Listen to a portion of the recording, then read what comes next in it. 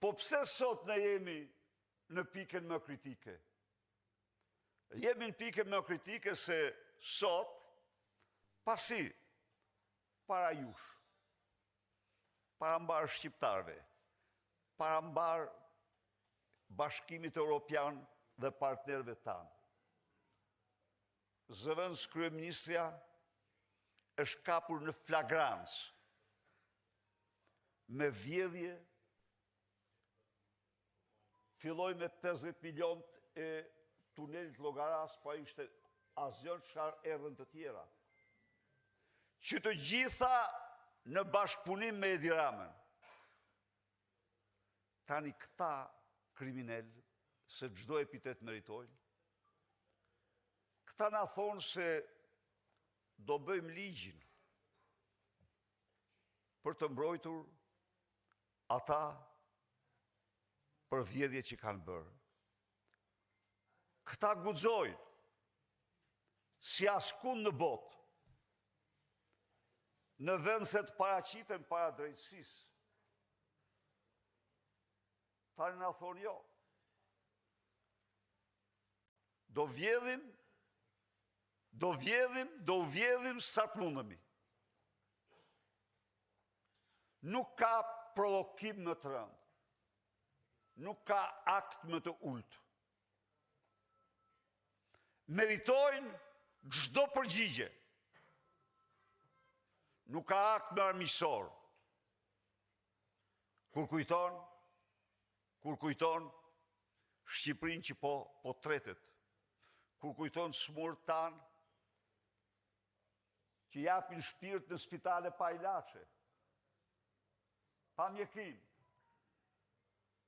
kur kujton shkollat në rënim, dhe këta thonë, këta bëjnë ligjin. Tani që në kap do bëjmë ligjin. Nuk ka ndodhur në botë. Janë bërë përpjekje, po kur të kësaj natyre. Kur një kryeministër nuk ka dalë të thotë tani me ligj, unë nuk lejoj këtë veprim apo atë veprim të drejtësisë. Asnjë zgjidhje s'ka përveç forcës sonë. O sot o kur, ne duhet përballemi gjerënërzimin e kësaj qeverie. Nuk ka ndodhur kur. Miq, ne erëzuam një diktaturë, dhe nuk ka patur diktaturë më mizore. Po ja u them këtu.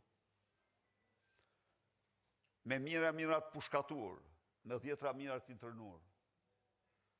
Por për sa i përket vjedhjes, sa që kanë vjedhë 3 drejtorët e Bashkisë Tiranës, të marrish të gjitha vjedhjet e byros politike me nënkryer Verhoxhën për 46 vjet, janë më shumë të drejtorëve. Po. Ja ku e ka shtëpinë ai që ndërtoi, 3 kata, 4 kate sa është shtëpia, nuk e regjistrojnë emër ti, që mund ta regjistron të 20 herë, jo, e regjistrojnë në emër të shtetit. Nuk ja u la fëmijëve të tij. Jo. E ndërtoi me para shtetit. Kishin lehtësira, po gjithë lehtësirat e tyre të dashur miq, të marra së bashku, nuk bëjnë sa hoteli, 20 katësh në qelq i drejtorëve të Tiranës. I drejtorëve të Tiranës që nuk konfiskohet, sepse aksioner aty është vetë Olsi Rama, Merion Velin. Po kjo është vetëm një gjë e vogël që duket. Po imagjinoni ju se ku ka shkuar miliarda të vjedhur në 12 vite. Një gjë. Në 12 vite Edi Rama ka patur në dorë me firmë 67 miliardë euro taksa tuaja. Se këta i dyfishuan taksat. Në mënyrë absolute përveç rrogave, 90% të tyre janë vjedhur nga qeveria dhe klanet e veta. nuk ka patur në Shqipëri, ju them unë ju, edhe ja u them me dhimbje, nuk ka patur drejtues më të pamëshirë.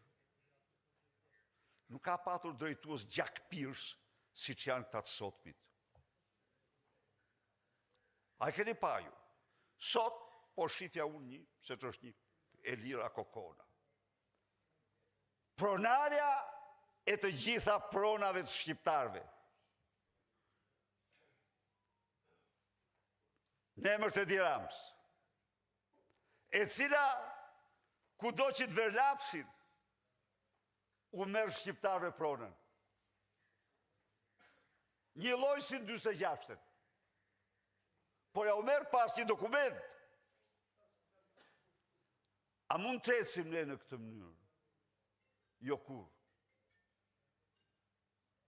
Ndaj dhe ne jemi njerëz politikë. Jemi përballë me një diktaturë e kemi shembate në vitin 90. Më egra ishte. Tani kemi një të keqe të madhe përpara. Më e keqja e të gjitha tjerave.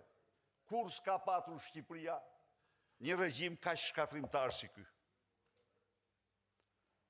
Dhe thirrja është të përballemi me të. Ky zgjedhje nuk bën. Ne jemi për zgjedhje. Ky zgjedhje nuk bën. Sepse ky, për të marrë me çdo kusht mandatin e 4, burgosi vitin elektoral drejtues të opozitës. Për të marrë me çdo kusht mandatin e 4, për të kthyer votën në krim dhe krimin në votë, ky organizoi në kohën kur e ndalon ligji 4300 veprimtari aktivitete, vetëm e vetëm për të mashtruar shqiptarët në rrafsh elektoral. Ky, për të marrë me çdo kusht mandatin e 4, vetëm 2 ditë para zgjedhjeve, fali 2 miliardë euro gjoba dhe kamata, 210.000 familje, 84.000 biznese. Ky s'bën zgjedhje. Ky përdor të gjithë pasuritë tuaja, taksat tuaja, për të rëmbyer zgjedhje. Atëherë, ky ka vetëm një rrugë, ta largojmë dhe vetëm ta largojmë. Të përballemi me të, vetëm përballemi.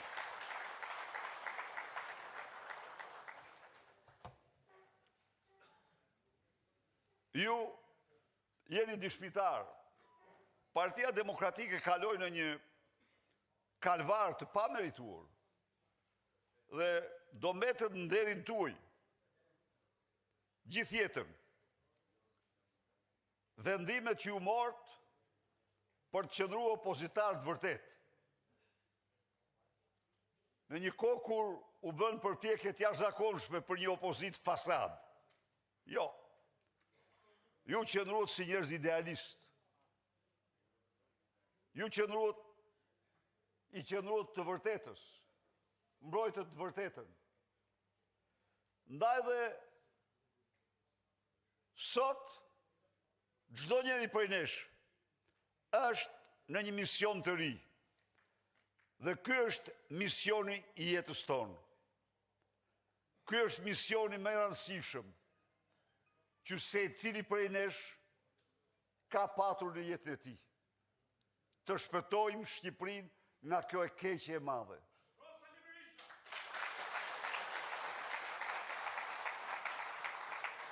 Kemi arritur.